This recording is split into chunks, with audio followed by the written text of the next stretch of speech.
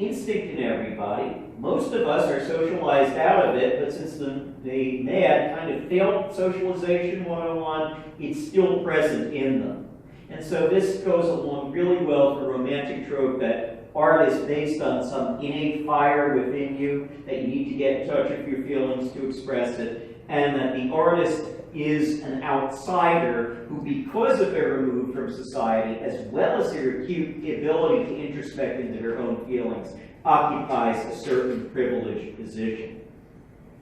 Again, he compares this to the art of young children. And the expressionists in particular were looking at children's drawings.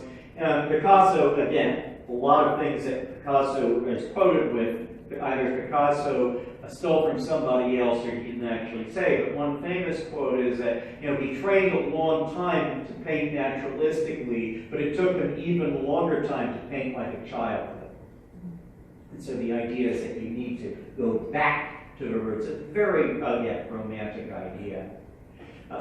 Some of the things that Prinzhorn collected, again, he highlighted several patients in his book, but he collected material from hundreds of them. This is a drawing by Heinrich Nevis, who suffered some religious delusions.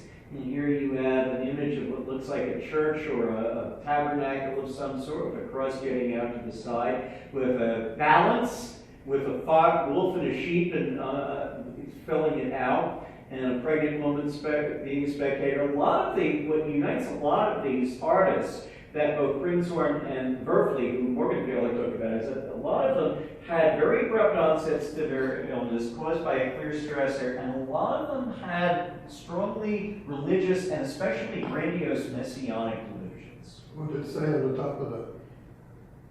It says there's something Zeitgeist. So the Deutsch, maybe something the spirit of the time. So a lot of these things, So a lot of these things were basically representations of their personal mythologies, their personal idiosyncratic views of the universe. He doesn't talk too much about that, but also a lot of them a number of these things show features of shamanic art, like the X-ray idea. You find that in shamanic art around the world. Also, the idea of an axis mundi in some of these. This is one of Prinzhorn's patients, one of the few women who get represented there, Emma Huck.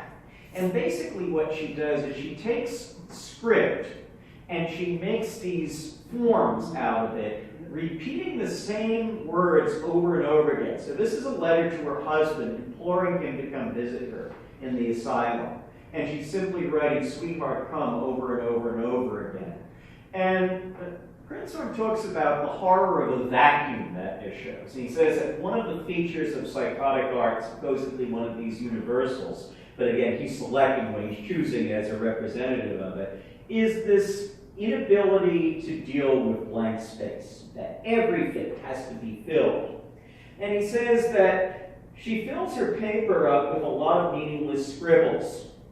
And yet, what's been pointed out recently, and this happens too in artists from a more recent vintage like Cy Twombly, that the repetition of the content is not intended to dilute the meaning and make it into something that's just scrollings, but to intensify.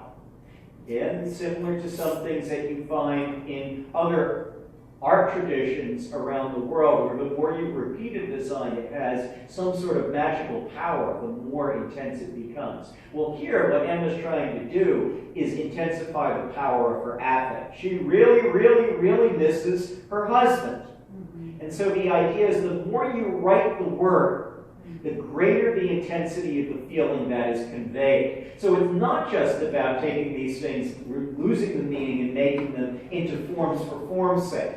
I think he kind of missed the point on that. And then he focuses on these artists, and again, he suppresses some of their work so that they correspond. He seems to be like, as over centuries, the European canon has arisen as to what is the greatest hits that should be taught in art history textbooks. Well, Prinzhorn kind of appoints himself to determine the canon for the art of the mad. He's going to be the arbiter of this, and this is what the art of mentally ill people looks like, because I say so, and because I've done this selective editing process.